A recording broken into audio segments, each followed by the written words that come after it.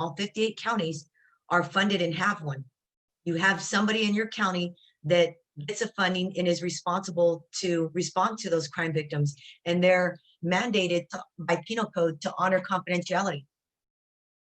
And then I'll ask, where's your crisis hotline at?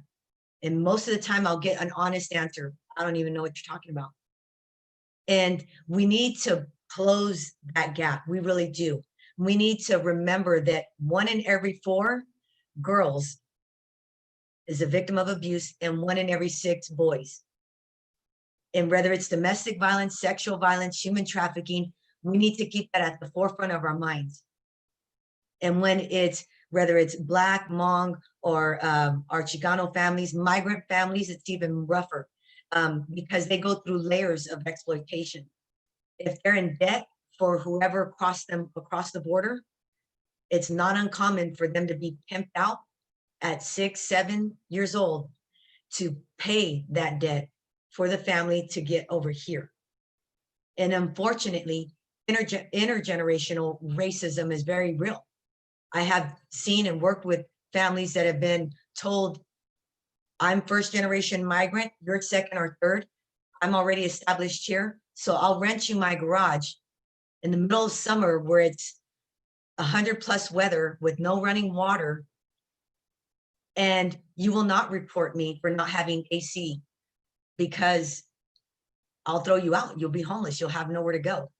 So there's the even greater barriers when it comes to accessing help and assistance in those moments of crisis. So we need to remember that there are crisis situations. If we're around more than four girls, that's very real. And if we're around more than 6 boys, that's happening. And if we can shift our framework to see that number and really see it depending on race, then we can start to be more sensitive to that. The discussion on grief, we can go into multiple sessions of, but I want to say this. It is very much different in terms of degrees, and it is very related to race. And one of the things that becomes very controversial whenever I talk about this is individuals that'll want to go debate about what works for them. And I find it interesting because I'll tell them, if you believe in autonomy and every individual recovers, overcomes, heals differently, then you'll be okay with, with Dr. Cheryl having a different strategy than what Mike has, than what Tina has, or anybody else. If you want a one size fits all, you're a little obsessed with power and you need to reevaluate. And I've had toe-to-toe arguments with people in debates about this, and they'll say things that I think in that time, they maybe intend well in their heart, but in reality, they don't realize that they're actually reigniting that oppression. Comments like, well, just pray about it or give it to God, using religion to kind of reinforce that message and downplay the severity of it.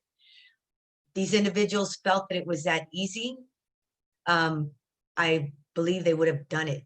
And it wasn't something that they were able to connect with. And when you say those things, it really dismisses the severity of in a population that already feels completely dismissed. So talk about throwing salt on a wound. I mean, you just pour it on with comments like that.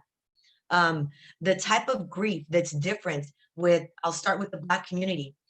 When we think of raising families, really think about that from the moment of finding out of pregnancy on down to delivery. And I just got done sharing with you that Black women have the highest rate of death during childbirth in this country than in any other country. So the idea of death with Black women starts with pregnancy. I will never say that I know what that feels like because I don't. I can say that I had, the hardships of maybe being financially stable and things like that, but never thinking that I was going to die. Or dealing with some of the stories that they shared with me, which was many of them had been raped before and having, strangers, even though it's medical people, uh, around them, and they're not with clothing and they're touching them, really magnified their symptoms of PTSD and rape trauma that they had never coped with. So childbirth at a time where a lot of women look at it as a happy moment, for them was extremely scary. It was frightening. They had a lot of thoughts of not just death, but moments that they had deeply buried, of experiences that they encountered with sexual violence. And I'm not going to go deep into history, but I'm going to just highlight these two pieces as we move forward. And it's this right here. Keep in mind that Black women were used as tests for different experiences medically. One of the things that is something that I use in a different presentation is being tied down to deliver birth for different, deliver babies for different medical experiences. And some of them have shared with me, and when they wanted me to stay still and put my hands in certain positions, I immediately thought of all these horror stories that I got, and it became very extremely real. And we're not out here training medical doctors. I had to get a license to practice therapy. Medical doctors have to get a license to practice medicine. Attorneys get a license to practice law. Drivers in California and throughout the United States, in order to drive, we have a guidebook. We have to take a test to get that license. To have a baby, there's no guide, there's no book. To develop a family, you go based off whatever you knew. And imagine what they've been taught through history, what they've been told. And so many of them shared that even when they did go to their perinatal appointments, that doctors often looked at them like with disgust, like didn't want to even touch them, because we are not honest about our biases, and we need to be honest about them, and we need to be open about these discussions. And so again, thinking of childbirth, this is their experience. And with women that come from immigrant families, so many of them often are torn between, if I give birth here, then my child will be a US citizen and will qualify for certain benefits. But if I'm undocumented and I ever get deported, we will be separated. We can, totally, after this presentation, we can go Google some of the immigration detention centers. It's awful. I don't look at any of them. I get people sometimes that send them to me online, and I can't open them because they will really, really depress me.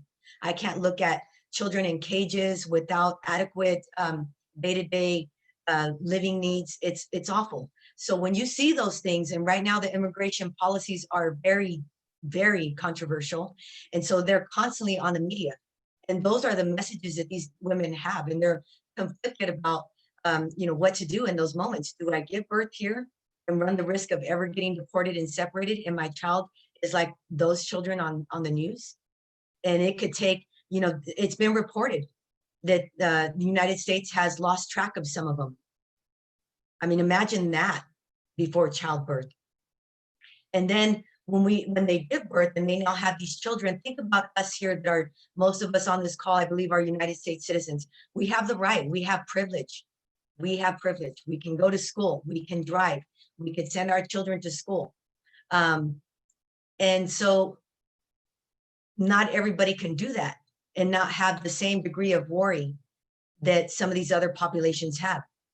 I've talked with so many, after the first session, I had gotten 11 messages within the first 17 minutes. And it really just made me stop and really take in the amount of grief, starting with Black women, that they deal with that's never been talked about. I had 11 messages in the first 17 minutes. The people that brought me to tears, sharing with me, no one's ever talked to us about grieving the idea that we will never have some of these opportunities that we are forced to have a front row seat at. And they talked about the hardships of having to raise their kids while everyone else is worried about making sure their kindergartner writes their name before they start school. They're sitting there worried about, who's going to call you the N-word. And who's going to tell you go back to Mexico? And because you learn both languages, will you be able to make it and be okay, being bilingual? And they shared with us, you go into the teenage years, and there's an even bigger struggle trying to tell them, yeah, I know you wanted to try out for the swim team, but whoever's going to get selected is already been, they're just going to do tryouts to post it and say they did, but really they've already selected whoever they're going to pick.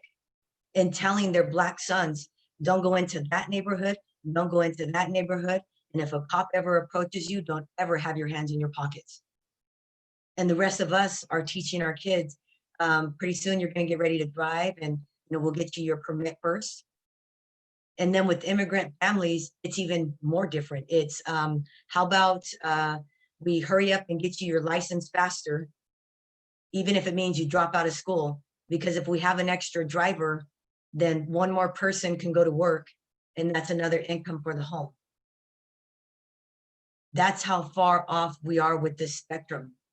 And and when I talk about grief, it's a lot of it is not centered just around death, but these populations are grieving the idea of what will never be. Opportunities they might never have. There was a study done recently that I was sent to look at, and it talked about how specifically with Black men and with people with names that were Spanish or had a different sound to them other than white, and they send them all to these to apply for different jobs. They told them to try with their native name and then try with an anglicized name, and they did both. And I was just shocked at the outcomes with qualifications and everything. It was just very disappointing to see who was offered positions and who was not. And we're telling children, go to school, get your diploma, and then, figure out what college you're going to go to.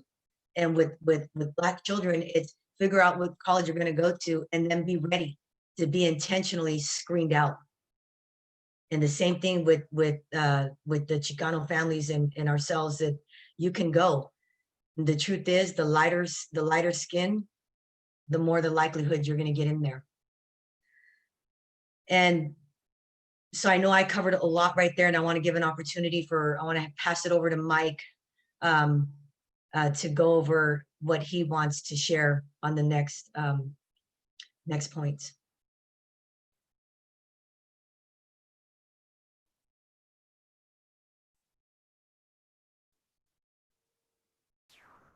All right. Good evening, everyone. And thank you, Tina, for just sharing and enlightening us on those areas. I know that it's so important for me to start off by just expressing that this is a great time in our country and in our world. I mean, really a great time. I know that from my own experience, there was parts of me that I was not familiar with until I became incarcerated. When I became incarcerated, I was forced to face myself. The parts of me that I had hidden myself from or didn't want to look at, I was forced to look at. And in hindsight, looking back, I'm realizing just how grateful I am that I had that opportunity. Because had I not, I would not have been able to discover parts of me that had been stripped from me or was never there. Because of me being Black, me being not given some opportunities, me experiencing trauma that I didn't know what to do with in my childhood and my youth, just me being me. Because what we live with, we learn, and what we learn, we practice. What we practice, we become. And that was no doubt what had happened to me. I didn't know that there was another choice. One of the things that I want us to be reminded of is that since 1965, Blacks have had more rights. They earned the right to vote. I mean, just think about that. Before 1965, African Americans did not have a say in the decisions that were going to govern their life. Before 1965, that has not been that long ago. And so what I like for us to first start off with, and I'm just going to say it in a little poem. You know, I like poetry, so that's the best way for me to express something. It just does something to my spirit. It was liberating to me. And so this one is called Did You Know? Did you know that it really wasn't that long ago when hoses and dogs were sicked on us, you know? That to be me meant that I wasn't whole, or so the story is told. 3/5 of a man said I shouldn't be able to sit or stand, let alone shake the hand of a white man. Even use the Bible, twisted and distorted, for slaves to be imported and extorted. Now others live in fear of being exported and deported. I just want us all to know that it really wasn't that long ago. So we better not go to sleep and let Jim Crow creep, creep, creep. Them values in some run way deep, deep, deep. They just might be blind to the fact that the color of our skin determines how they react. Talking about justice is blind. Man, that's a fabrication of their mind. From where I stand, you know you can't stand to see us shine. From where I stand, it seems that justice got on ultraviolet glasses, designed to hunt down our black and brown asses, lock us up in masses, give us lashes. Those not annihilated through prisons are being tricked into divisions. Others are being exterminated on the streets. It's like there's a quota of meat. This venomous lion that they call justice simply loves to eat black and brown meat, trying to silence our toe-tapping feet. You better open your eyes and take a peek. It's so important for us to really grasp. I have a lot of my friends. I've had so many phone calls from some of my white friends, and this I only say white friends for this because I always just got friends. They don't have colors to me. But for the sake of this conversation, it's important for me to say that they're my white friends because they called me with concerns. They know that I love them. They know that I care for them, so I'm going to tell them the truth if they ask me. And they asked me that how could I help them understand racism? How can I help them understand white privilege and Black Lives Matter? And the hardest thing for many of them to listen to was the term Black Lives Matter. It was offensive to them. It like stings on the inside because somehow it excludes them. And so when they hear that term, they feel excluded and they're used to being included. So I told them to don't challenge that feeling, to embrace it. Really wrap their arms around that feeling that they feel when they hear the term Black Lives Matter and ask it some questions. Don't just judge it, because if you judge it, you stop learning from it. But to ask yourself some questions about what am I feeling when I hear that and why? And many of them determined that they were feeling excluded. They were feeling isolated, as if they weren't a part of that conversation. And I told them, I said, now if a house on a block is on fire, when the ambulance and the fire truck come, they come in to put water on that house, on that block. If somebody out of the other house came running out and said, well, put some water on my house. What about my house? Well, your house isn't on fire. You're not in need of water on your house. So your house is a house on the block and it matters. But right now there's a house on fire and we need to focus on it. So when I express to them, when you hear the term Black Lives Matter, maybe you should just say to yourself too, just the word too, because that might lessen the sting. I wanted us to really talk about empathy. I know that for myself, going to prison and spending 26 years in prison and being guilty of most of what was said about me, not everything, but most. Even the fact that I committed my crime with two Caucasian people. They were two white people. Yet I was the one that was giving the boatload of the sentence. I had no criminal history. And I'm not making excuses because, the system, people tell me all the time that the system is broken. I tell them, no, it's not. The system is not broken. The system is doing exactly what it was designed to do. The system was designed to chastise me harsher if I stepped my foot in there. It was designed to do that. It was designed to exclude my voice as early as possible. I tell a lot of my young friends, young men, that, hey, When you go out and you commit crimes at 14, 15, 16, you're falling right into the trap. You're falling right into the trap that's been set to make sure that you don't become a next Barack Obama. Barack Obama was never supposed to happen, according to Jim Crow, according to a white supremacist idea. And when I say white supremacist, I'm not talking about individuals that walk around with swastikas on their neck. Because white supremacists, those are the obvious. That's overt racist. But you have covert racism. And those are individuals who believe in their mind that they're the ones who have the right to rule. They have the right to make decisions, to govern everyone else. And many times, they don't even know that that exists inside of them. That's why they call it unconscious bias. But when we think about empathy, for me, it's important for me to speak from experience. When I watched the situation, the murder of George Floyd, I watched a little differently than most people that I know. Because as it played back, I can't stay in a problem very long. So I need to see solutions. I look for solutions, you know, and I don't see things always as a problem. I see them as opportunities. Sometimes opportunities for spirit to become more strong in our life. Sometimes opportunity for, I'm a Christian man, so I look at how Christ is going to be edified through circumstances and situations. I look for that. And so when I saw this situation and I seen these four roles, there's 4 roles that I see played out with George Floyd. It's obvious we have George Floyd, then we have the officer with his knee on his neck, then we have the 4 officers or the 3 officers that were standing around watching this, and then we have the gentleman who was videotaping this. And I share with my friends that I can relate to all 4 positions. I can relate to all 4 people. Even the officer that had his neck on George Floyd. I can relate to him. And you might wonder, how could I relate to him? Well, when I committed my crimes, I felt justified in my behavior.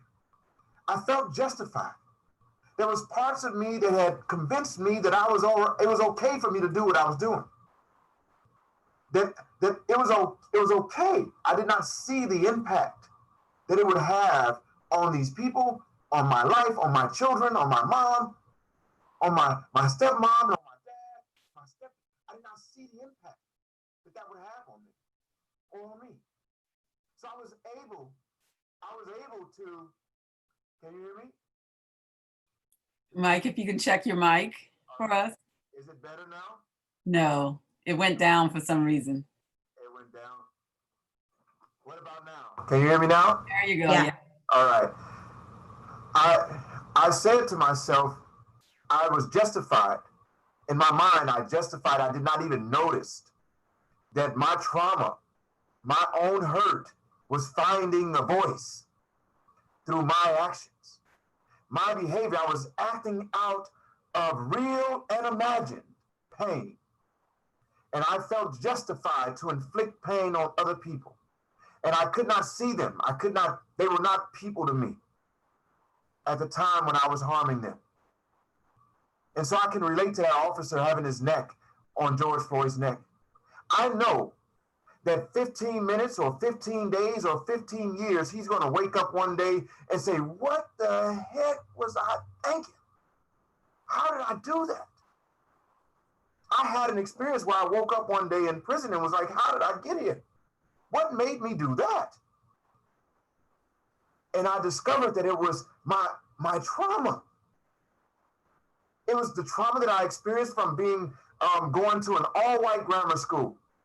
And my mom, I love my mom, and she thought that she was doing the best thing for me, put me on a yellow school bus from the ghetto, from the hood, and sending me to the suburbs to go to school.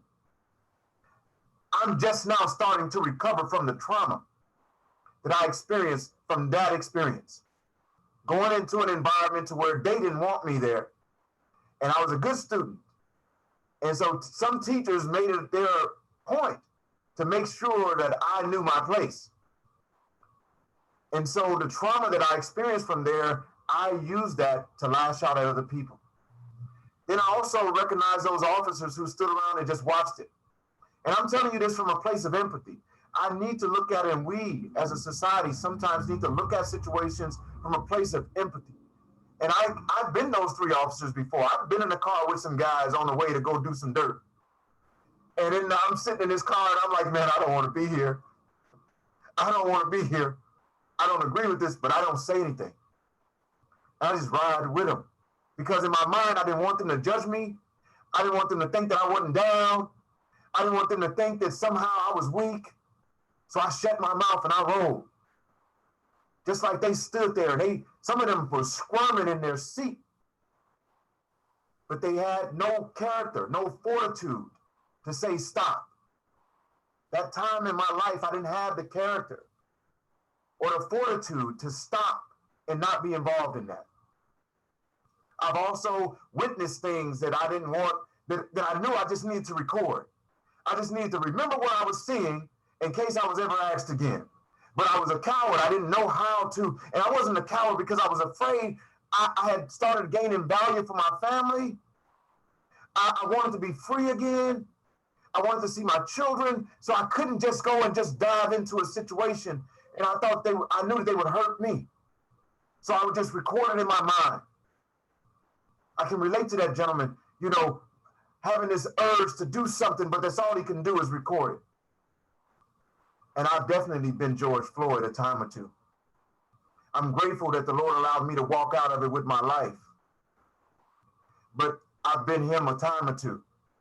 And so I think that as a society, when we think about the trauma of racism, the way that we neutralize some of that trauma is we look for places of empathy. I know that for me, it was important for me in order for me to find a way to become part of the solution, I needed to look from a place of empathy. Because if I didn't, then I'm just going to be another hurt person that's going to look for another way to hurt people. And the thing about revenge is it's an anticipatory emotion. When you think of revenge, there's this desire to pay someone back, and you get secretions of dopamine, the pleasure principle in your brain that makes you feel like you're justified to go and get this vengeance. And the more you think about how you're going to make someone pay, the more of a dopamine release you get in your brain. But when you finally see them pay, you get a smaller dose of dopamine. So we can continue to chase this feeling or this desire for vengeance, never really being satisfied when we see it happening. So I'm thinking that for me, it's important for us to look from a restorative place to where crime happens and this injustice happened, this murder happened as a result of broken relationships. Crime happens as a result of broken relationships. So justice is to mend relationships. No doubt, there was a time in my life where I needed to be incarcerated. I did not belong in society. May have been for 7 days. They could have let me out after 7 days and I would have never been back again. It took 26 years for them to realize that justice had been served in that aspect. To me, justice is now really being served because of the role that I'm playing in my community, restoring relationships with people. That was really the justice. When I think about what we're dealing with today as a nation, that it's important for us to look to build relationships with one another, especially those of us when we have to cross color lines. And it's a shame that in 2020, we're still talking about color. You would think that as the most sophisticated nation in the world, that we would be beyond talking about color of skin, something that I can't control, but you can't control, we can't control. But the shame is that we don't like to look at our nation's underbelly. We don't like to look at the bowels. We don't want to look in the stomach where the secreted food or where everything has been eaten up in place. We don't like to look in there. We don't like the way it smells. But we have to look in there now. If not, then the trauma that we're going to experience from these situations today will destroy generations in the future. It'll destroy it if we don't look for ways to heal. And the way that we're going to heal from this is, one, we start from this empathetic point of view. That's in each person's power to look at, how can I relate to this situation? What have I done in my life that allows me to connect? How have I harmed or disregarded someone? and then take a restorative justice approach by looking to mend relationships with them. I often tell people that I was born with a bounty on my neck. I understood this early in my life. And the shame is that sometimes I still struggle with the self-doubt. I struggle with where do I fit and wanting to fit. There was a time when I was ashamed of being Black. I was ashamed that I was Black because I felt like if had I been born some other color, then all of my gifts and talents would have been respected. I've overcome that issue now. But I still deal with self-doubt and self-critique and not wanting to raise my head up too high because I don't want nobody to, you know, I often tell some of the guys that's in prison who are still fighting to get out is that I had to learn how to break my back in order to get out. I had to learn how to walk like, and yes, sir, yes, sir, yes, sir. I had to do that to come home. If they would have knew that I know what I know now, if they would have knew what I know now, if I would have been expressing what's on my heart today in there, they wouldn't have let me out. They would have saw me as an angry Black man. They see my intelligence as anger. When I speak with passion, I'm aggressive. So I had to learn how to, yes, sir, yes, sir, in order for me to make it home. And I was willing to do that. I was willing to chew off one of my legs to make it home. And so when we look at today's climate in today's society, I ask each one of us to look in the mirror. Look in the mirror and see what you can do. Because protesting is great. We need to protest. We need to make a stand. But then what? Now what? We eventually have to go and work with the police to help them diffuse the thoughts and the beliefs that they've developed. I often tell some of my law enforcement friends that you guys are, gang members learn their tactics and stuff from you. Gang members learned how to operate from you and from Democrats and Republicans too. They learned how to battle. We just don't have articulation, so we use violence and guns. We battle. We don't stand for what's true. We battle with we stand with who we cool with. That's what gang members do. That's what Republicans do. That's what Democrats do. They stand with who they're cool with, not with what's true. And as a nation, we have to start standing with what's true. With law enforcement, we have to stand with what's true, not with who we cool with. Because then that degrades us. That the value, the character is degraded by that. And I'm going to shut up right now. And really, you know, I'm blessed with the opportunity to have Tina Rodriguez and Dr. Cheryl Williams in my life as friends and as co-laborers. I'm blessed, you know, to have them in my life. I believe that they are two of the smartest people that I know, two of the caringest people that I know. And I'm just grateful that God saw fit to allow my paths to cross theirs, you know. And I see a lot of other familiar faces on this call of people who, some people who are dinosaurs to me. I had heard about them, but I had never seen them. And they came into the incarcerated environment and they loved on us. And so I'm just grateful for us to have this conversation. These are conversations that we need to have as a nation. We need to have these often. And we need to be able to sit still and listen to each other and not get up and run when something contradicts with what we think. You know that people were killed because they said the world was round. The world has always been around, but some people wanted to kill people to convince them that the world was flat. We cannot be willing to kill people because they say, man, racism exists. It exists. It exists. And on that note, I want to introduce you to Dr. Cheryl. And you know I will just sit here and just listen to you. Thank you both, Tina and Michael, so much for what you provided so far. I think that definitely the dialogue. We can keep, you know how much I love dialogues, and we could keep this going.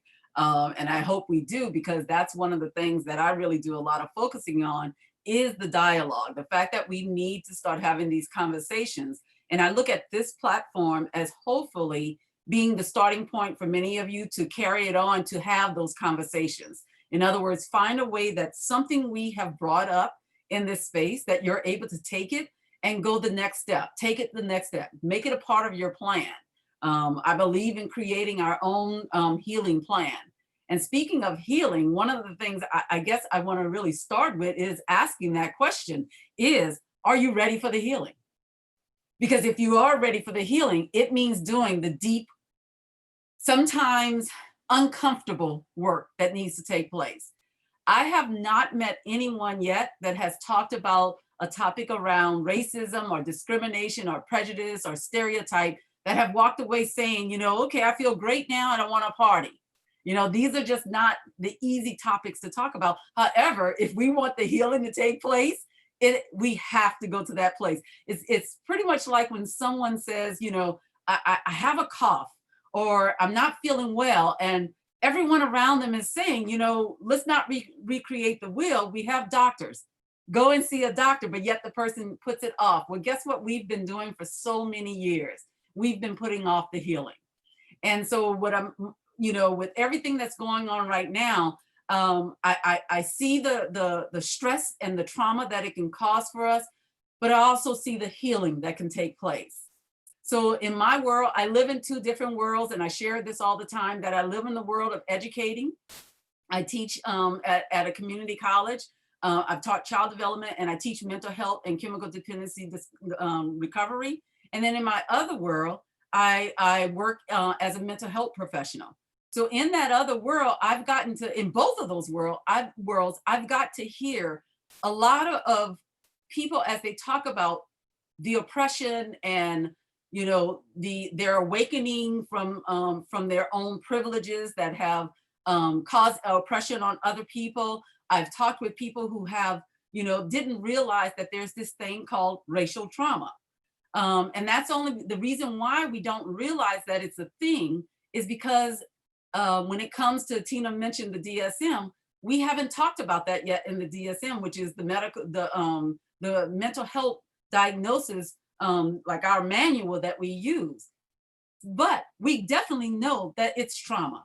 And so when we talk about that, what we're looking at is that your body, your system has been pushed to its limits, and your coping and your body's ability to protect yourself, it's as if your body is getting confused about, what am I supposed to do in this situation?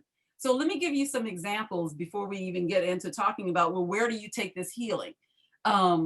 You have someone who's driving down the road. A siren takes place, you know, where there's a siren in the rearview mirror. That person who's driving, especially if they're a person of color, may end up going over the lines because they've gotten nervous. Someone may say, oh, I think they're up to no good. However, what you have to remember is the body is always going to try to find ways to protect itself.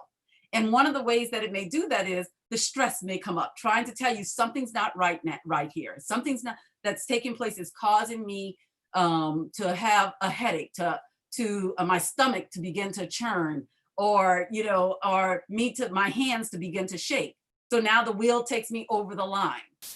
And so and what a person who has experienced, whether they've experienced it themselves or they've seen it experienced, because trauma does not necessarily mean that you've been the one that experienced the actual event. It could be that you've seen the event taking place. So let's just say that there was a time when your parents weren't aware that, you know, the effects that watching Cops could have on you, because all you saw when you watched Cops was several Black men or Black people who were arrested, chased down for particular reasons. Now, I've watched that, but I've never experienced it. You may not know why your body reacts now when you see that light coming up behind you. So the idea is that when we're talking about trauma, trauma is not just that you've experienced it, but also that you've seen it, and somehow you've connected it to yourself. But the other thing when it comes to trauma is that we can't determine the impact. You know, let's just say that it's just a ticket you're getting. you don't know what the experience that person has had. So the amount of stress that any event can cause someone, we don't define trauma in that way. So in other words, a plane crash versus tripping on a sidewalk. We don't measure, as mental health professionals, we don't measure your trauma based on the event that took place. What we base it on is the way that you respond to it. So you have a mother who maybe has been through a lot of stress. That stress, the child watching mom go through the stress may bring that on, but yet the child may not have any clue of why mom has that stress that she's going through. But yet things may trigger that child that says, you know, for some reason I jump when this takes place, not realizing, well, why am I jumping? So I've heard people say that, you know, babies, you know, things happen to a baby. They were so young that they will get over it. They may not feel the effects of it, not realizing that, again, trauma is not in the event. Trauma lives within our body. So when I talk about trauma, I talk about also chronic stress. And that means when you've experienced, there's different levels to stress, and I'm not going to go into it, but there's stress where our trauma events are stress. And I always use chronic stress and trauma because sometimes we don't relate the extreme stress that we experience with that it could be trauma. So I try to use both of those terms to help individuals to understand you may be going through something that you may want to seek out help for. And so that the idea is that you may experience one event and it was so traumatic for you, you feel that you've gotten through it, and now it's 15 years later, and what you may not realize is that it's still sitting within you, even though you may have seen a therapist about it, but it may trigger something for you, which means that now this new event that has taken place may feel like it's even more impactful on your life. And you don't realize that sometimes if you've experienced several different chronic stress events or traumatic events, that they all can add up. And for those of you who are interested in learning more about that, I mean, just go online and type in ACEs, Adverse Childhood Experiences. A lot of times people look at that as just about children, but actually it's about adults, because only adults can answer those questions. Only adults can provide what happened to you before, what were the events or things that took place in your life before the age of 18. And if you've had, out of 10 things, if you've had several of those events to take place, research is telling us that there's a chance that, you know, it's like a checklist that you can go through. There's a chance that you may have high blood pressure. You may have a heart attack. You may have an addiction. You may have, you know, and so we can just keep going on and on. But we know what the effects are, what can happen, what the symptoms are that can take place. So and I'm going to keep asking this as we're going along. Are you ready for the healing? Because being ready for the healing means you need to know what are some of the traumatic or stressful events that individuals has experienced, especially when it comes to race.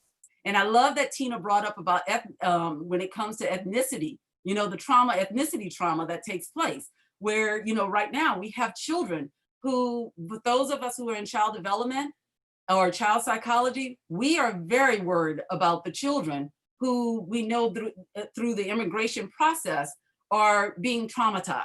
So we are very worried because we know how impactful that is on their life at such a young age. And if you haven't heard, there's this thing called generational trauma, which means that from one generation to next, it keeps carrying on. I'm one of those people and I was trying to remember the name that someone gave me, but the vault is what they gave me, because I have a book for everything. It's like when you hear people say there's an app for that, I always say there's a book for that. So Dr. Joy DeGruy talks about, you know, post-traumatic slave syndrome, that there are these things that happened to us generations ago that in order to survive, and Michael brought this up, which is in order to survive, you had to adapt to this world.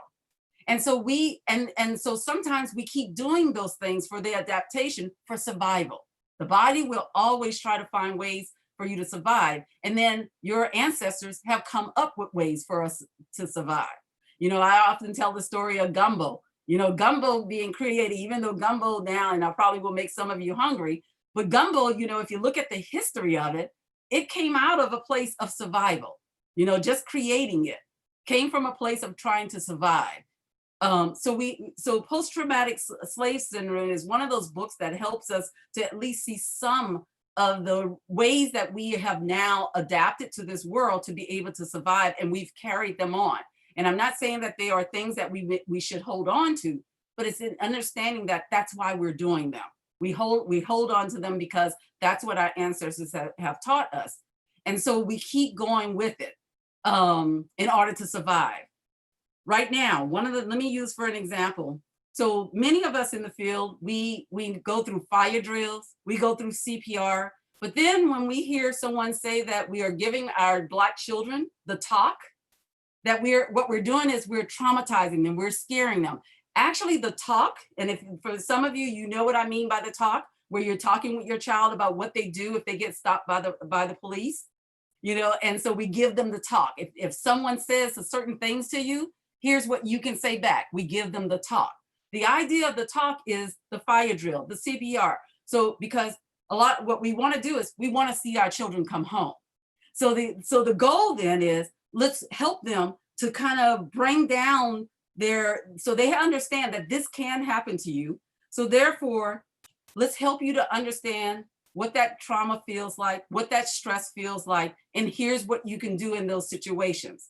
Because the idea of fire drills and CPR is to get you doing it over and over again, so that when whatever it is that's coming at you, whether it's a loud sound, it's a fire you're seeing, whatever senses is being attacked at that moment, for you to be able to have in your brain 1, 2, 3, do these things.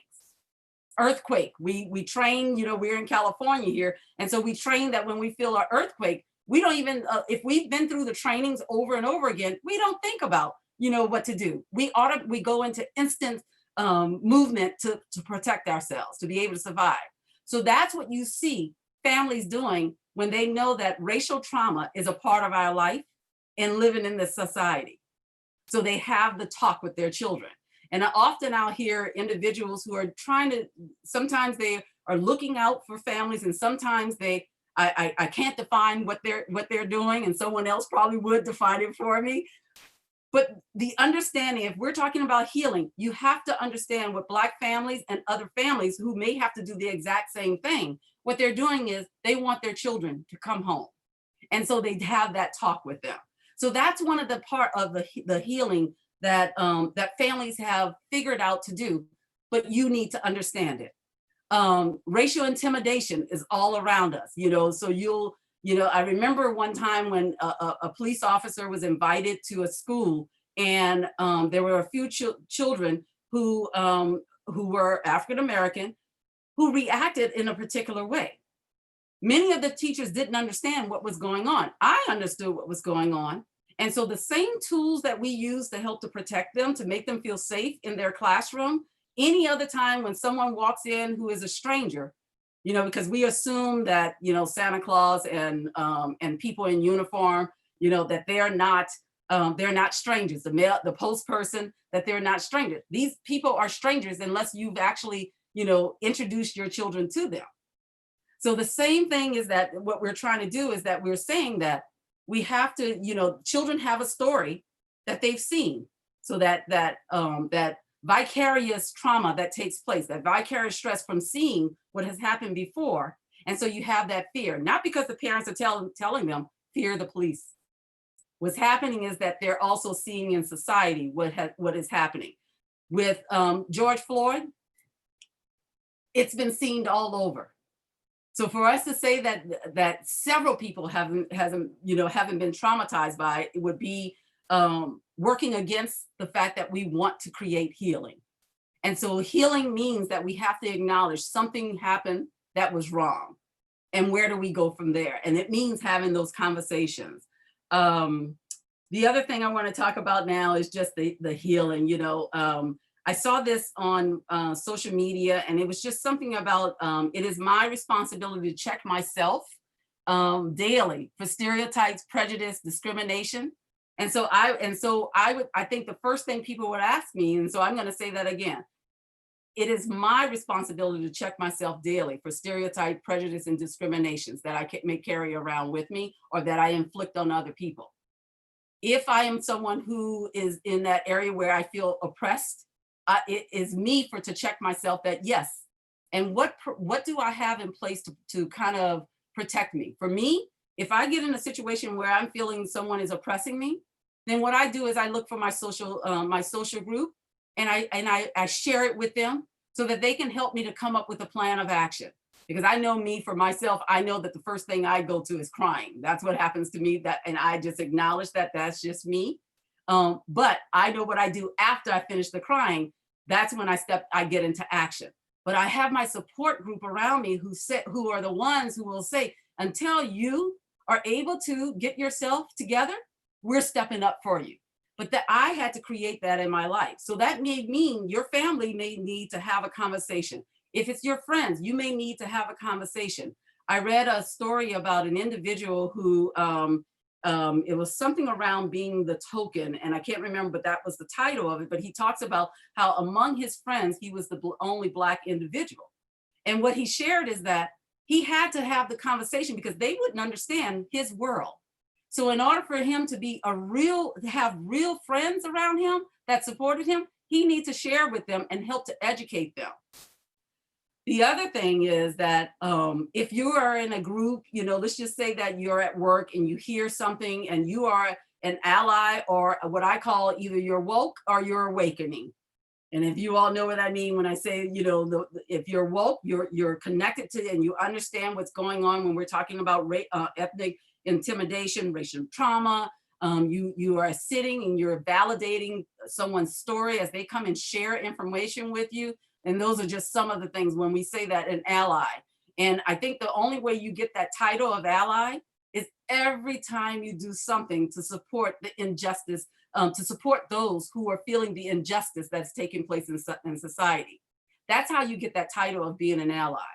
And so I would say, like, for instance, I don't think my girlfriends have to even question and ask, they don't have to come to me and ask me if they are an ally, because they know that in their hearts, they know that they are there stepping up. And when I can't, or even when I can, they're right there on side. And if I'm wrong, they have a conversation with me. But the idea is that we have to stop being afraid of the dialogue. We have to stop if we're talking about healing. So again, are you ready for the healing? Because if you are, it means Thanksgiving Day, and please don't wait until Thanksgiving to do this, but the days with your family, when they are making comments that just does not sound like it fits within the healing, that you open up a dialogue for that conversation to take place, not to debate about it, but to open up a dialogue about why does this feel like it feels like injustice, that is not a part of the healing that we're trying to create. So our ability, we have to remember that when we're going through racial trauma in that moment, or racial stress in that moment, we may have to figure out what is our plan of action. But also for those of you who are allies, you have to figure out what's your plan of action. What knowledge do you need to build? In other words, do you need to get to do some reading? Do you need to find what we call an affinity group? And what we mean by, let me explain about affinity groups.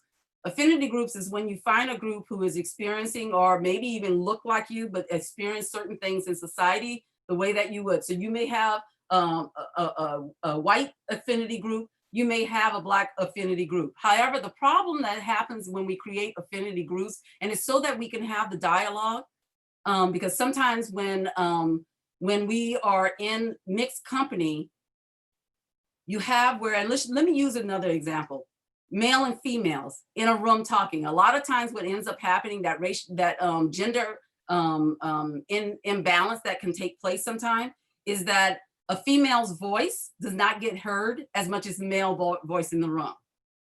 The same thing the same thing happens to me sometimes. I can be in the room talking about this topic, and my friends will say, she really knows a lot about this topic. However, I can say something and the people in the room, they don't hear me because I don't look like them. And they feel that it's just coming from I'm not going to assume where it's coming from for them. But in other words, it's not coming from their voice. It's not coming from their experience. It's not until sometimes the individuals, whether it's a male who repeats what the person is saying, or if I'm in the room and it's a white person that repeats what I'm saying, then it gets heard. And so that same person that is the ally will speak up and say, I just want you to know the exact thing that I just said just now, the other person said it also. However, I think what you need to do is examine, why didn't you hear it? All of that is a part of the healing. I mean, really having those hard dialogues in the moment. One of the things that have come up quite often is that in the moment when the conversation is taking place and an individual steps up, and let's say that is a Black person, a person of color steps up and talks about racial injustice, and there's a white person in the room, and afterward they speak to the person and say to them, you know, I really love what you said and I support you. Just know that if that person of color or that Black person says to you, I want to thank you, however, that makes me feel uncomfortable, what they're saying is that I actually needed you to step up and say that when I said it. That's what I needed. And so when we talk about being an ally, you have to sit down and figure out, what does that look like for you? So in other words, I'm not going to give you a 1, 2, 3, check the box to see if if I've gotten everything in check for as far as, me being an ally. There is no checklist. And that's the reason why this whole thing around racial healing in our society is so challenging, is because everyone's treatment plan, I'm going to use the term that we use in the mental health field, everyone's racial treatment plan will look different.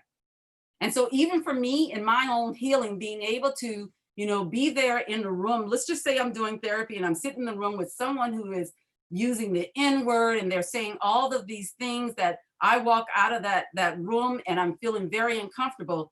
I better have my plan in place for how I'm going to go to the next phase, because sometimes the good thing is that people can seek out.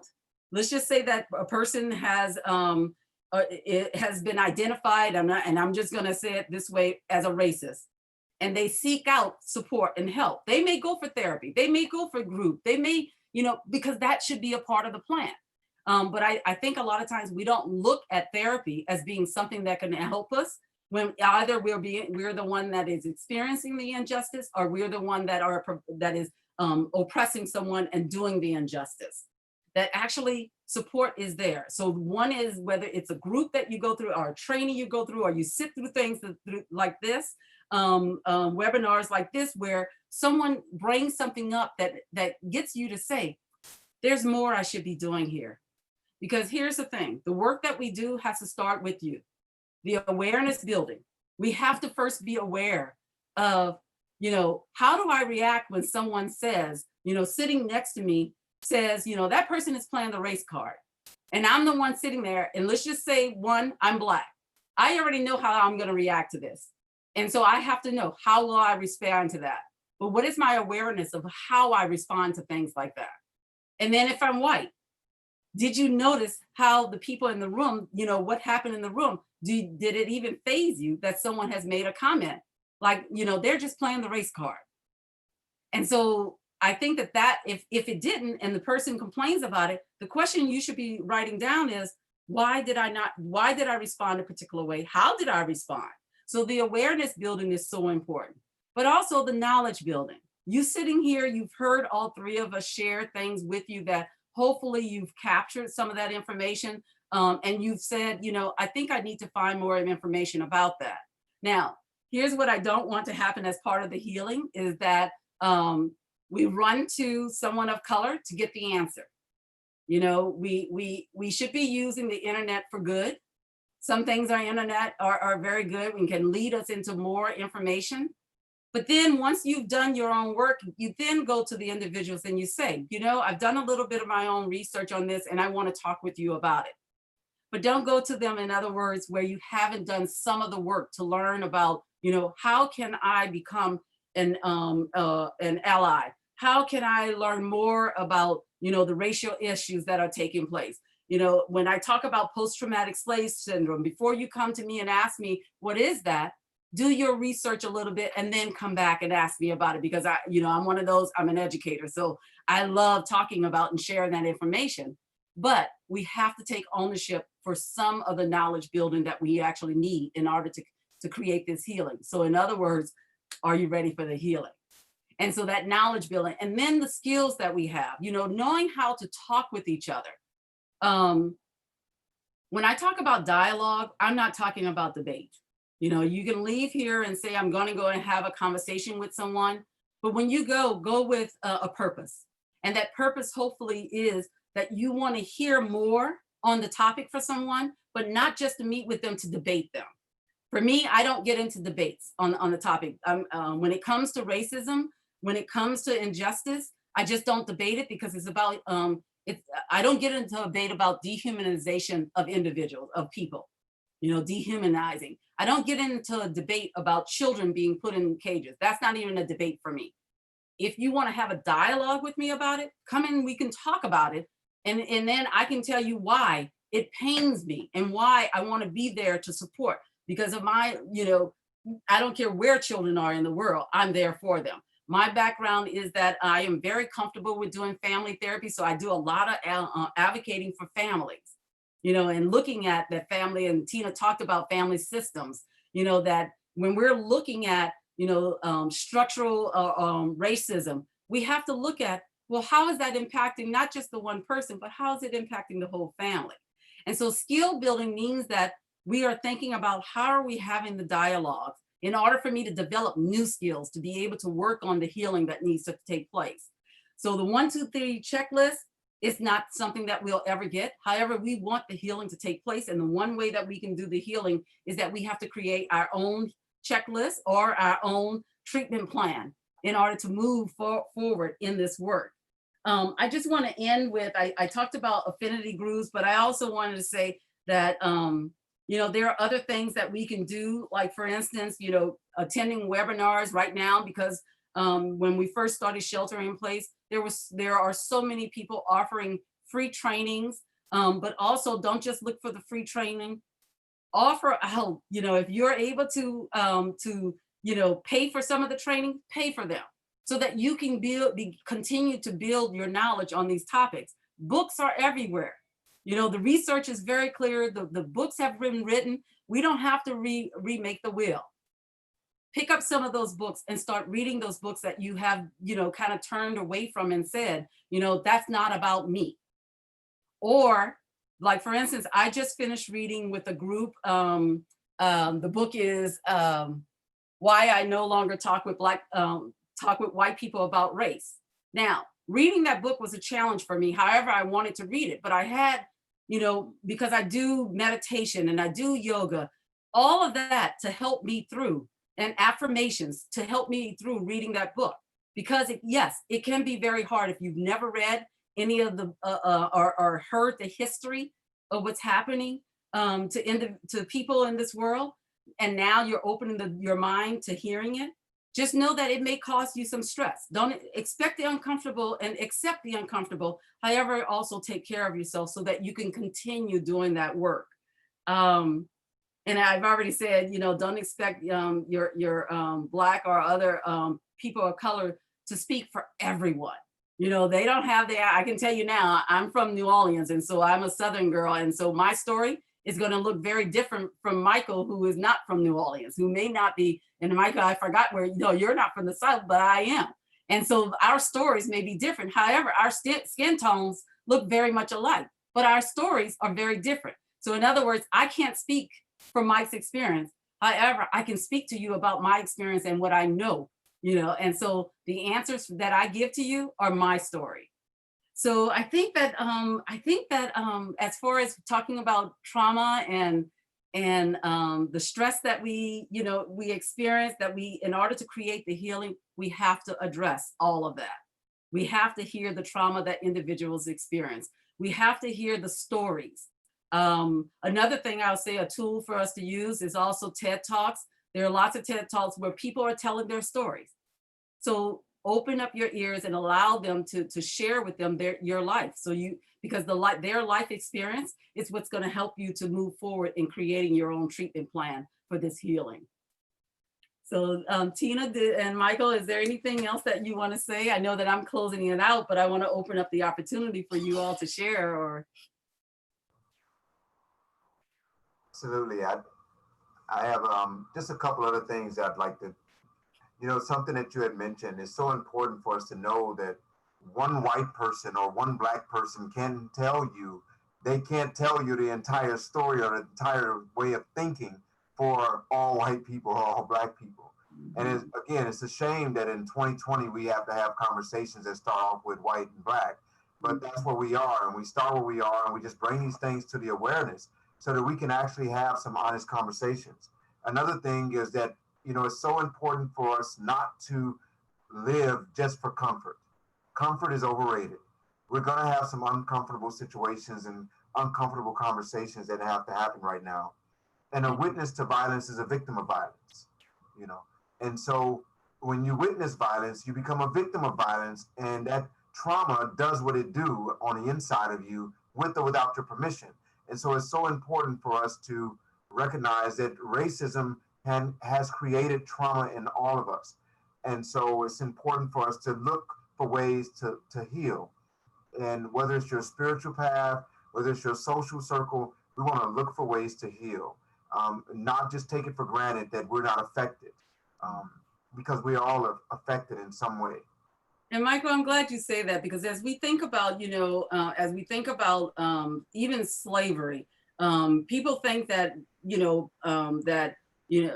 that white people were not affected by slavery. I can tell you now that we all were affected, Absolutely. which means, and if you don't realize that when it comes to racial oppression, if you don't realize that everyone is affected, I want to know, where have you been? Have you been watching TV? Because the protest has not just taken place in Minnesota. The protest took place all over the world and is still taking place all over the world. And when you look at those crowds, you know that there are several people who have been affected by it, by what they saw, the visual of what they saw. So you are so right about that. Right. And just as we can't expect for one white person or one black person to tell the complete thinking of an entire race, we can't expect for one police officer or one individual to define the way of thinking for an entire group of people. We do want to start looking at the systems that train them. We want to look at the formation of their thinking. That's why it was so important for us to talk about 1965. Hasn't been that long ago. So those values in some people, I still tie my shoe the same way that I learned how to tie it the first time I tied it. It's hard for me to tie it another way. So some people, the way that they learned about how to interact and engage with people and what leadership looks like, it's still there. And so it's difficult for them to allow others who may not look like them or think like them to have an equal playing field. And so acts of oppression are locked inside of our systems. That's why it's important for us to look at the different systems that govern our life, our educational system, our judicial system, all of these different systems, even our mental health system, our medical systems, we have to look at them to see if they are infused with equality or bias, and just be honest about it.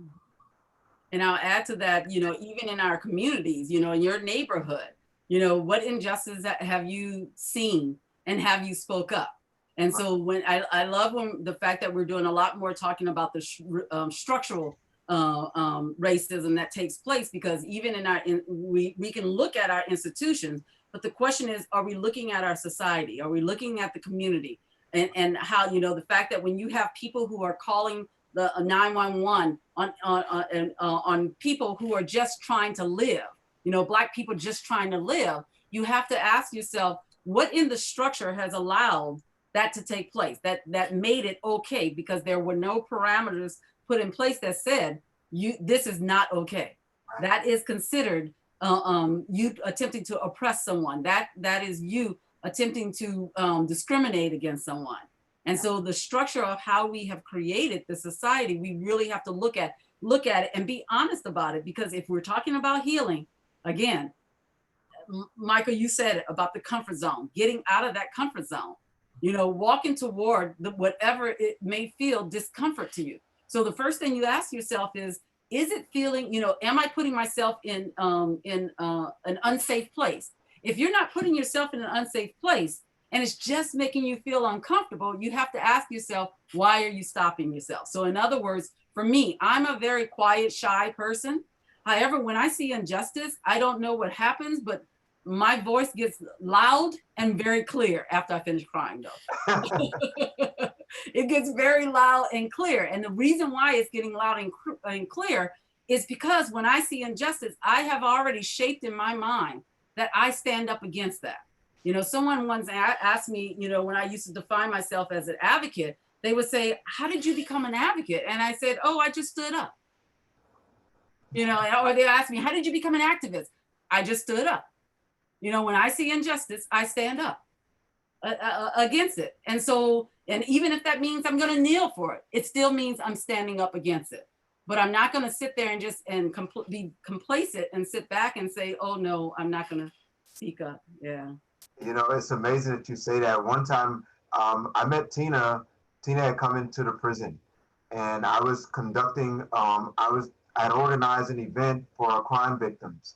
And I remember, Tina may not remember this day, or she might, but it was a day that really solidified something for me on the inside of me.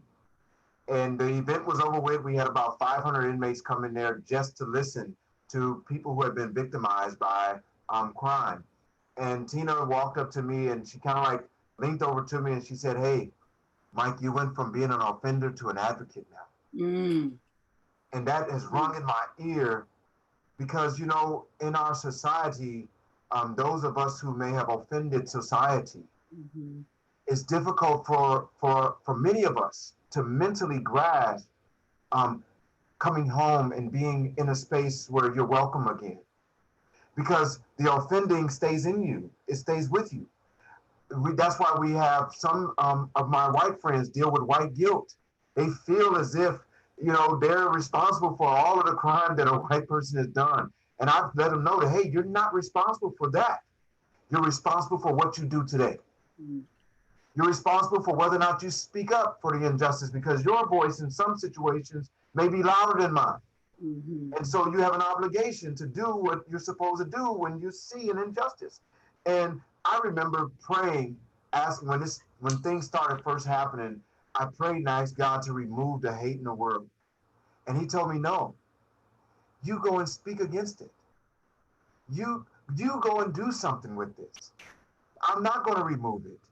You go and you act, you speak and be a voice. And so I've done my best to do that and respond to that call. And I think that now is the time for all of us, right thinking people. I think it was Martin Luther King that said, the only thing that injustice needs to survive and thrive is for decent people to remain silent. Yeah. You know what, also, as you were talking, I forgot to mention about racial battle fatigue. You know, a lot of times for us, we don't acknowledge when we've reached that stress point, and there is a name for it, racial battle fatigue. And it's, you know, when Tina and Michael asked me to step in to do this with them, I was very honored. However, because I've been supporting so many mental health professionals and individuals as they try to, you know, not only to adjust to, you know, shelter in place, but also with everything, the oppression, the injustice that's taking place, and the visuals that they're seeing, what's happening with our Black people, you know, for them to be there to support them. And I just remember saying, I'm tired. And, you know, sometimes we can't diagnose ourselves. And Tina, you know that we can't. And sometimes when I heard myself saying over and over again, I'm tired, I'm so tired, I had to say to myself, oh, what am I experiencing here? Because I hadn't even thought about that, what I was seeing on TV, what I was talking with individuals about, that my body was just tired, you know, because we tired of just having to fight to be ourselves. That's all. And so it gets very tiring. And racial battle fatigue is when you just, you know, you have those days where you don't even want to go out just to go to the store because you're wondering what kind of crap is someone going to throw at me today just because of my skin color. Because if anybody hasn't figured out, in order for racial healing to take place, you have to understand this. We can't step out of the skin color. We can't do that. So if we can't step out of it, guess what that means? You're going to have to accept that we are here. You know, we pretty much have, you know, as people, we have survived.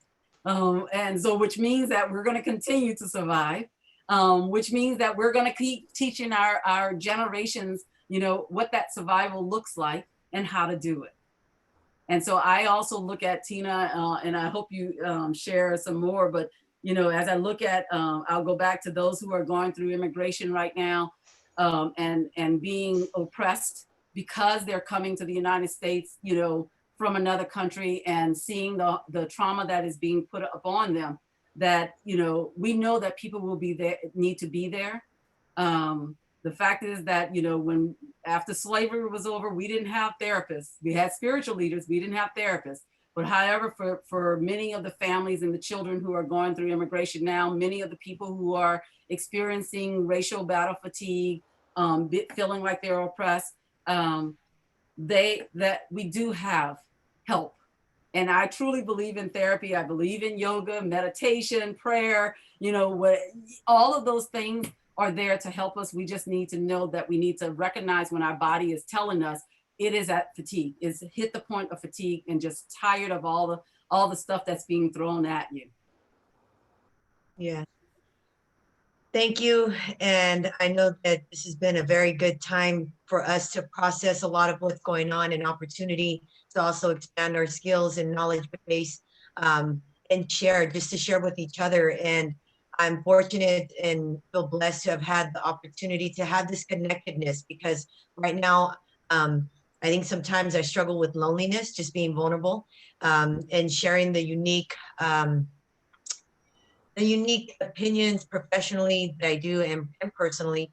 And so it's important that I align with individuals that understand. And so I thank both Dr. Cheryl and Mike for joining me today, and everyone else that's on here.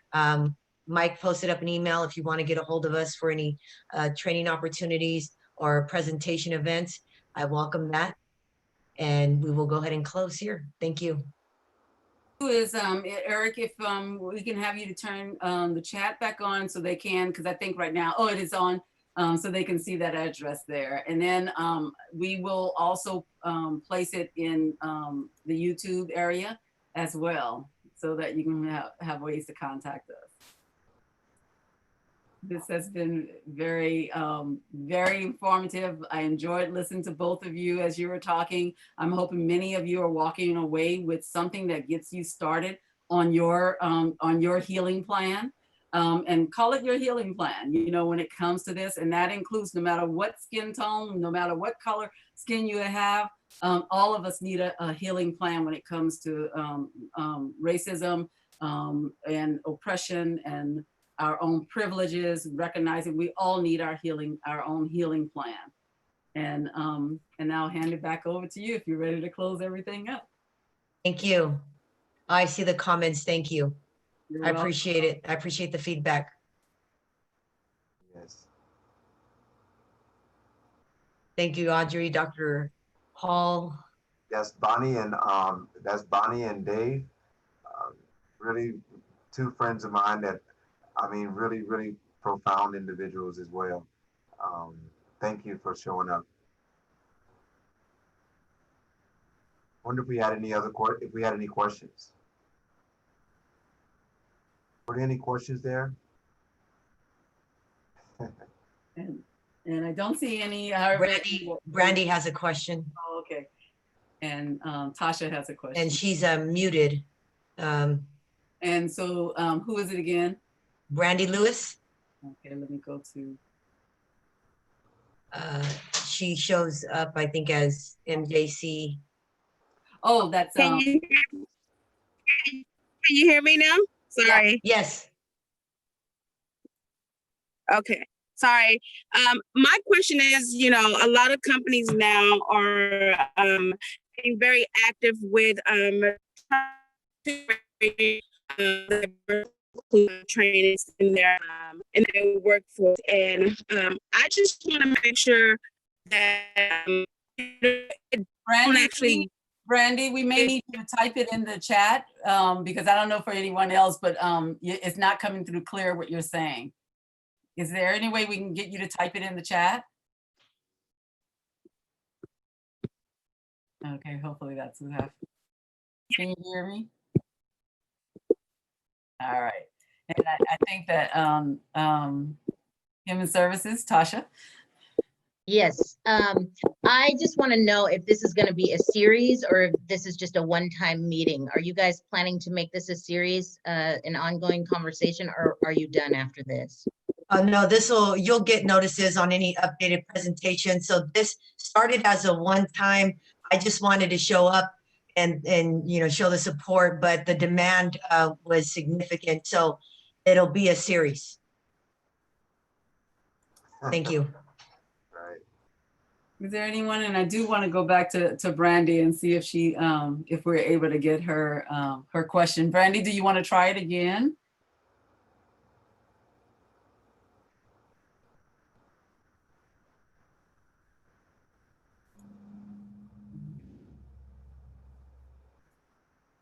All right.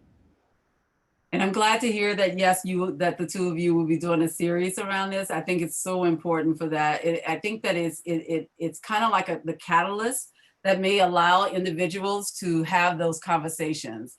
It looks like Dr. Paul has something. There you go. Hi, thank you so much. My question, this might be beyond the scope of this evening, but I just have appreciated so much listening to all of you. And so I'm in a position where I would like to really facilitate effective dialogues, healing dialogues. And I'm with you 100%, Dr. Cheryl, about the whole not wanting people to debate, which is of course where they totally want to go, right? Yes, yes.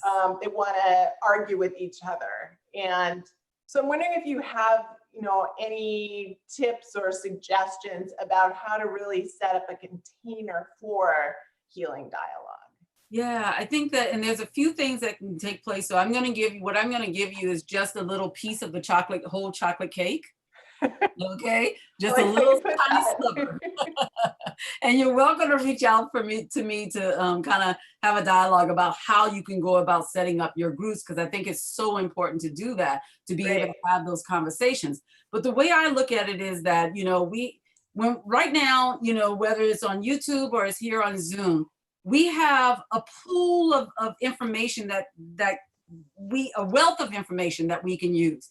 All of us come from different backgrounds, different perspectives, different experiences. So if there was a pool sitting in front of me and we were talking about just one topic, let's talk about rice, something as simple as rice. I'm almost sure that all of you can share with me your experience around rice. All of that information gets put into a pool. So my story may be that, when I was growing up, we better not bring home any short grain rice. And then my story would come with it where I would explain, here's the reason why. Whereas someone else may say, oh no, we love sticky rice, And so all of that goes in the pool. Imagine how full we become with information and knowledge because we've listened to other people. So sometimes it may mean we have to check ourselves, our emotions. So a lot of times when I'm setting things up for these dialogues, I actually talk about the pool of knowledge that we have in the room. And we get an agreement that we all agree that we can fill that pool up with so much information if we first learn how to listen to learn. Yes. Not listen to reply. Yes. And not There was another hand up. Yeah.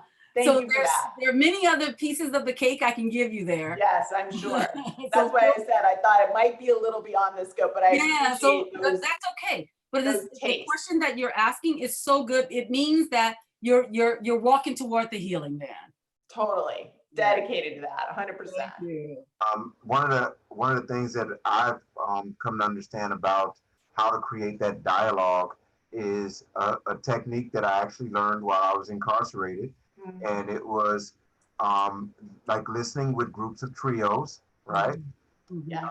Trios where you have a listener, a speaker, and an observer. And each one understanding the rules of that particular spot, right?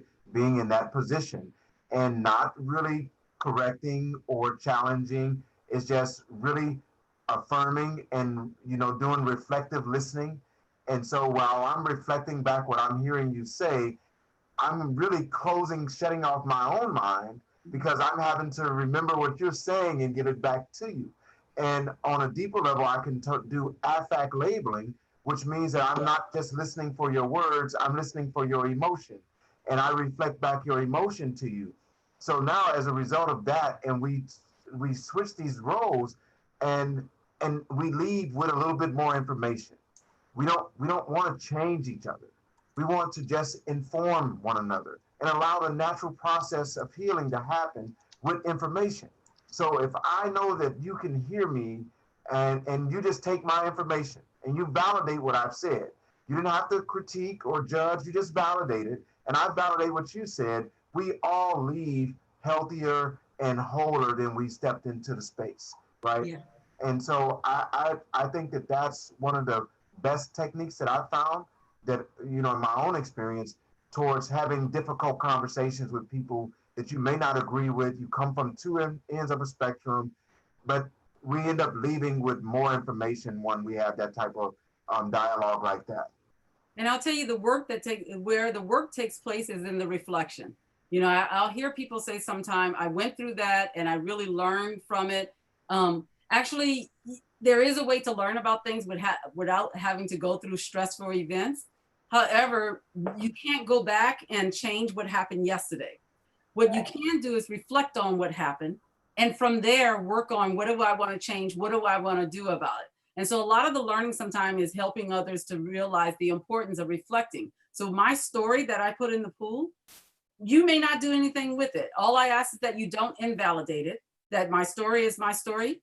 But what you do is that you take and you reflect on my story, whether that means you end up creating a bunch of questions that go along with it. And if you have to come back and ask me for clarifying questions, then if I'm open to it, come back and ask clarifying questions. But the idea is that the worst thing we can do is to debate, and that shuts it down, that conversation. And thank you, Michael, for bringing up about the validation, because my goodness, that is one way to bring a wall up between two people trying to have a conversation, is to invalidate what they're saying. Absolutely.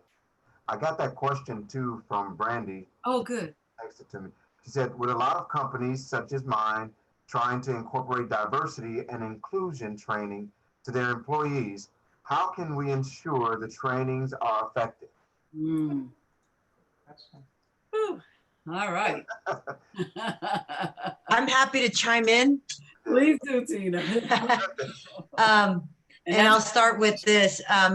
The best way to find out if they're effective or not is you can evaluate whether or not they were a checklist approach or intended for a true cultural shift.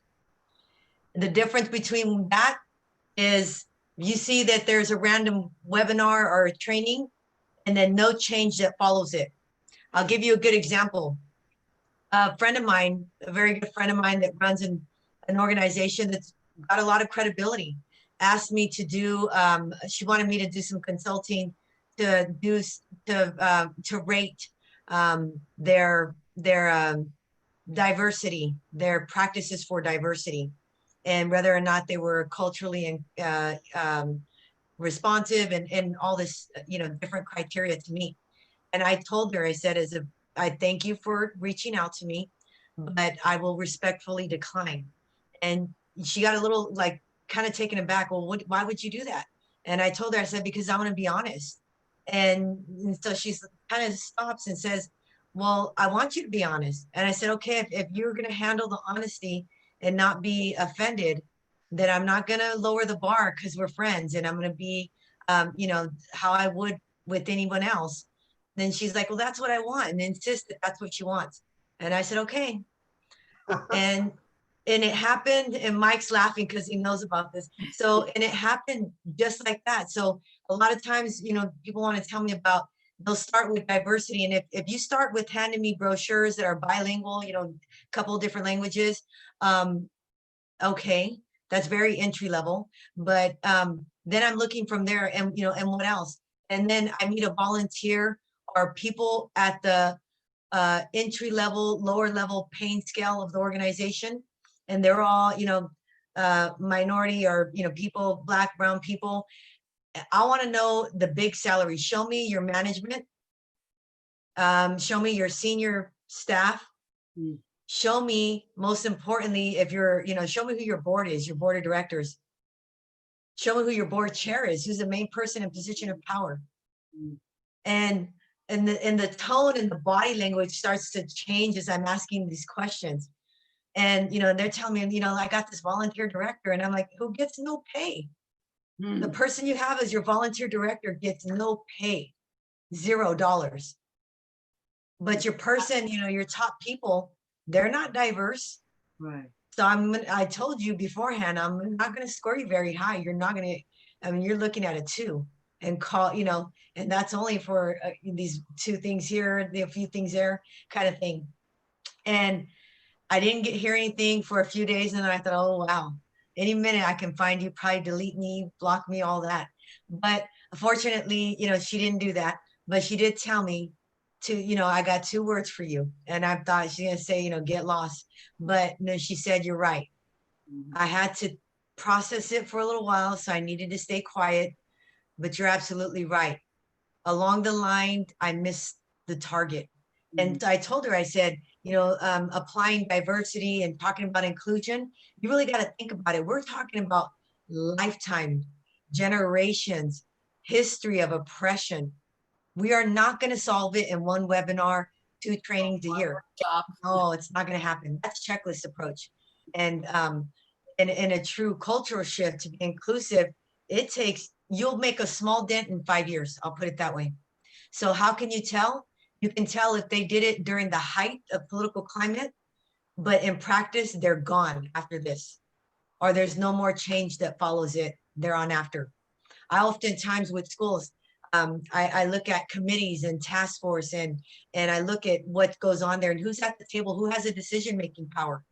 I have a survey that I asked when I consult, and one of the questions on there is who has decision-making power. That'll tell me how inclusion works. And so I hope that answers your question. And I love what you're saying, Tina, because I hear what you're talking about, that what we call environmental microaggression. When you're saying you want the change, however, let's really dig deep into your organization to see if that change is taking place. And then they find out that it's not, and they have to come up with a plan. So I also think one way that you can find out if your trainings are working is, like you said, the checklist. If it's just 1 training and your employees are saying, I went through, 2 years ago, I went through that 2-hour workshop. Something that was just a workshop, that's all. It wasn't a change. It wasn't something that's going to help your organization change. Change means that think about what happens what you do in your life to create change when you want to change your eating habits, how challenging and how hard that is. If you are wanting to get off of cigarette smoking, how hard that is. When you have a relationship that breaks up, how hard is it for that change to take place, to go and being with someone, without someone? It takes time. So I think all 3 of us, when we're offering workshops on this topic, we tend not to, unless it's just an informational workshop, our workshops tend to be, take time, over time. So I have a few of them that takes 4 months, 5 months, where I meet with them maybe once or twice a month, where we're doing the workshop, but then the staff is coming back and being able to say, here's what I heard on at our last session. Here's what I did with that information. So now what the organization can do is check on the climate of your environment. Ask your employees, how do they feel when it comes to racial, the temperature of race relations in your organization? Ask your employees. And it may mean not asking anonymously so that they can be honest in their answers. But I think a lot of times we forget that actually is a valuable thing to ask the people who are there. When people are leaving an organization, ask them questions about how they feel. So I think sometimes talking with our employees can get scary. However, it is one of the best ways to really and truly understand our organization. For those of you who are parents, how it is, where you find out years later that your children knew where you were hiding the Christmas presents, and so you didn't even know that. um, but because there are things that's happening in your organization that you probably don't know about until you overhear it or you ask questions or input from your employees. Recall a time when we were developing some programs on the inside, and many of the guys were helping develop some programs, but I had a different approach because I would sometimes have guys around me who didn't like me very much, right? And so people would ask me, well, why you got them with you, right? I said, well, as long as they don't hurt me, right? I need them, right? I need them because they're going to tell me an honest point of view from a different perspective. And I need that point of view, right? I need that perspective. And so some of the people who may not have, I mean, they respected me. They learned to respect me, but they helped me develop a part of myself that that I needed. You know, they taught me some things about me that I really needed to pay attention to and to focus on because they gave me stern critiques, right?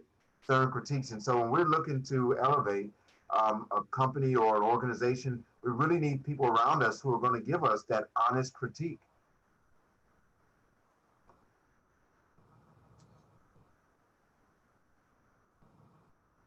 I don't see any other questions right now in the chat box.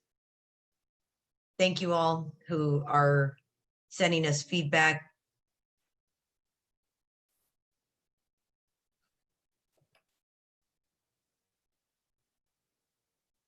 Can't hear Mike.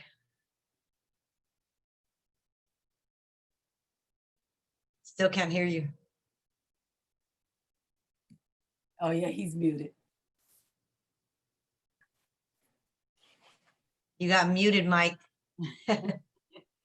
Well, I'll just say one of the things, you know, we started off talking about, and just to kind of go over, we talked about human trafficking and race, family systems, and what we call anglicizing, having to, you know, force people to anglicize their name, to change their name so it makes it work. I just jotted down some things here. Injustice in the criminal system, systems. Oh, I love when Michael said about the systems doing exactly what they're designed to do, and that we have to realize that and kind of look back at it. And the fact that we're in survival mode sometimes, and that causes the trauma that takes place, and that we have to understand things like racial battle fatigue. I brought up environmental microaggressions. So these are terms that hopefully gets you moving in that direction toward the healing, that racial healing that needs to take place. Is that you know, you'll never be an expert on this topic. As much as I know of this topic, I never call myself an expert.